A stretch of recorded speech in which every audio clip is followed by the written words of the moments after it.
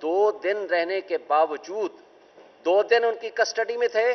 ये वाहिद जज हुमायूं दिलावर साहब हैं जो अपनी कोर्ट लेके वहां चले गए और फर्द जुर्म कागजों में आयद कर दिया, फर्जी फर्द जुर्म आयद कर दिया और उस पर खान साहब के कोई दस्तखत भी मौजूद नहीं हैं। और इस सब कुछ के बावजूद जब उनके सामने कोई भी ऑब्जेक्शन पिटीशन लाई जाती है तो वो ऑब्जेक्शन पिटीशन लाने वाले वकील के खिलाफ सबसे पहले वो ऑब्जर्वेशन देते हैं। और आपने देखा आमिर फारूक साहब ने, जस्टिस आमिर फारूक साहब चीफ जस्टिस, जिनके पास ये हमारे वाली क्रिमिनल रिवीजन पिटीशन मौजूद है और उसकी समाअत 3 तारीख को फिक्स है, लेकिन उसमें जो पिछला ऑर्डर किया था उन्होंने रिमांड ऑर्डर और 8-10 क्वेश्चंस फार्मुलेट करके भेजे थे, जिसमें सबसे पहले इख्तियार समाअत का क्वेश्चन था कि आप इसके बारे में पहले फैसला करें और दीगर क्वेश्चंस भी उसमें शामिल थे। लेकिन बदकिस्मती से 7 दिन की बजाय जिस दिन ख्वाजा आरिफ साहब ने छुट्टी की दरख्वास्त दी 1 दिन के लिए, तो उन्होंने उसी दिन बगैर सुने ख्वाजा आरिफ साहब को और हमारे बाकी किसी भी वकील को उन्होंने उस पर फैसला दे दिया और कहा कि हमें अख्तियार समाअत हासिल है। और यह भी पाकिस्तान की तारीख का पहला अनोखा वाक़या होगा कि छुट्टियों में कभी किसी मुल्जिम का ट्रायल नहीं होता, जबकि वो सिर्फ डे टू डे अफेयर्स के लिए ड्यूटी जज के तौर पर वो काम करते हैं। लेकिन यहां हमारे मुख्तदर तबकों की आशीर्वाद के साथ, जिसमें सबसे टॉप प्रायोरिटी जो कि आज भी आपने देखा इस केस के पीछे जो मुस्तकिल आने वाले हैं वो अता तारड़ साहब मुस्तकिल इसके पीछे आते हैं, उनके साथ इनका इल्हाक करके वो हर हाल में इसका ट्रायल मुकम्मल करना चाहते हैं ताकि हमें जो मौका है हम हाई कोर्ट में और सुप्रीम कोर्ट में अपने केसेस की पैरवी ना कर सकें। और इस दोहरे मेयार इंसाफ, दोहरे निज़ाम अदल में बड़े अफसोस से हमें कहना पड़ता है कि ना सिर्फ लोअर जुडिशरी, उसमें हुमायूं दिलावर साहब और इस इंसाफ की राह में रुकावट हमारे बड़े काबिल एहतराम चीफ जस्टिस आमिर फारूक साहब भी इसमें रुकावट में, इस इंसाफ की फराहमी में वो हिस्सादार हैं। इसलिए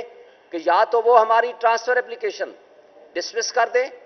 या वो हमारी क्रिमिनल रिवीजन पिटीशंस डिसमिस कर दें और वो कह दें कि आपके ये जो पॉइंट्स हैं जिसमें आप अख्तियार समाअत को, ऑथोराइज्ड ऑफिसर को या टेरिटोरियल जुरिस्डिक्शन के जो क्वेश्चंस हैं या लिमिटेशन का क्वेश्चन है जो हमने रेज किया है, या तो हमारे पास वो ग्राउंड्स नहीं हैं, आप डिसमिस कर दो, फिर ठीक है भला हमारे खिलाफ ट्रायल चलाएं। जब आप कहते हो इसमें जान है, इसमें वजन है और सबसे पहले जुरिस्डिक्शन का क्वेश्चन डिसाइड होगा,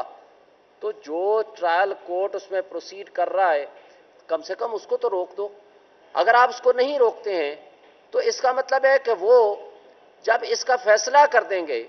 हमें सजा सुना देंगे या नाअहल कर देंगे या कोई और इस तरह का कोई एडवर्स ऑर्डर कर देंगे,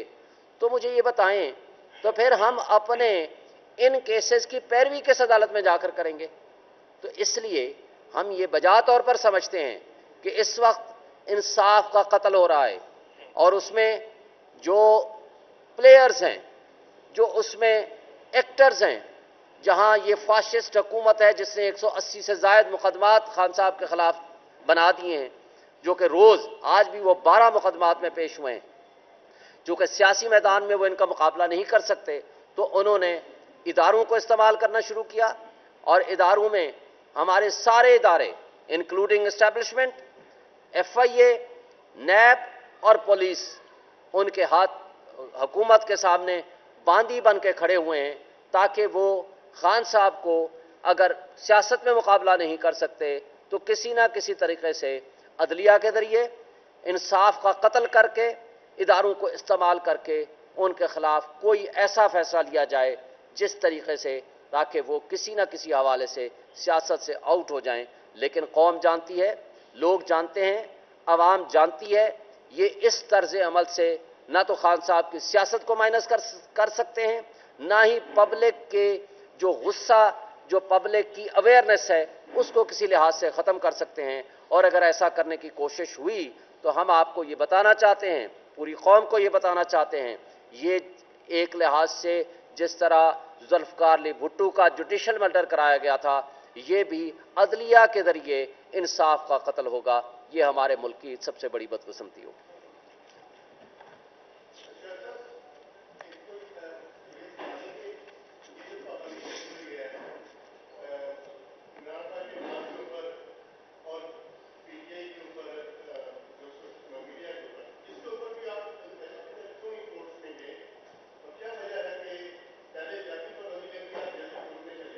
देखें, इस वक्त सबसे बड़ी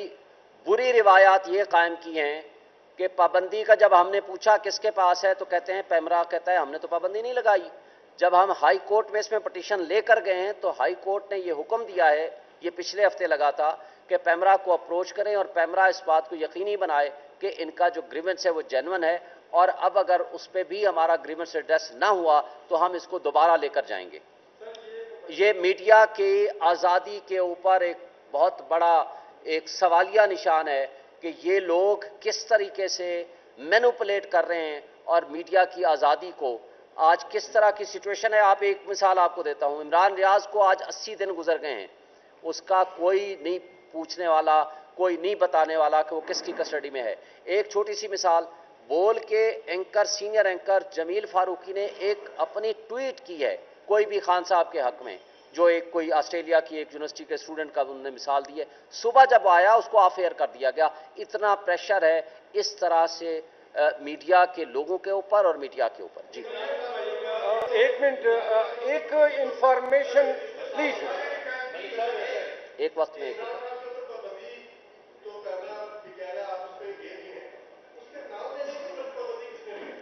यही क्वेश्चन है। पैमरा कहते हैं हमने नहीं लगाई, वजीर इत्तलात ने कहा हमने नहीं लगाई, मेरे साथ हर टॉक शो में इनके मिनिस्टर्स बैठे होते हैं, वो कहते हैं हमने नहीं लगाई। तो फिर हमारा सवाल ये है कि ये हुकूमत है या हुकूमत से कोई सुपर पावर कोई और है जिसने ये पाबंदी लगाई है? ये हुकूमत का काम है, वो हमें जवाब दे।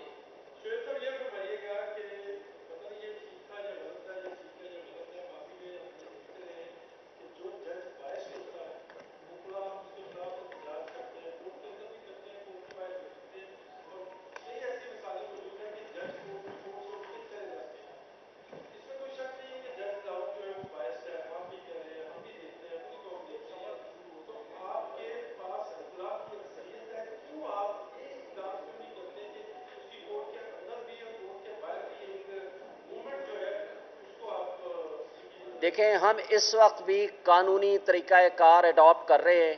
कानून का रास्ता ये है कि जो उसका बायस एटीट्यूड है उसको हम आला अदलिया में लेकर जाएं। हमने एक से ज़ायद मरतबा इस जज साहब को लिख के दिया है कि आप बायस्ड हैं और ये रीज़न्स हैं, और उसके बावजूद न सिर्फ ये खुद उसको सुन रहे हैं, इस्लामाबाद हाई कोर्ट के चीफ जस्टिस साहब को भी हमने दरख्वास्त में लिख के दिया है, हमने सुप्रीम कोर्ट में भी ये दरख्वास्त में लिख के दिया है। हम कानूनी तरीक़ाकार और कानूनी रास्ता अडॉप्ट कर रहे हैं, और जब तक ये रास्ता हमारा है हम इस आईनी और कानूनी तरीक़ाकार के मुताबिक आगे चलेंगे। जरा कुछ गुजारिशात आपसे अभी हमने नहीं की है,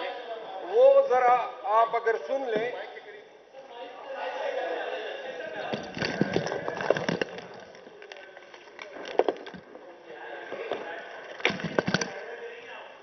आवाज आ रही है आपको?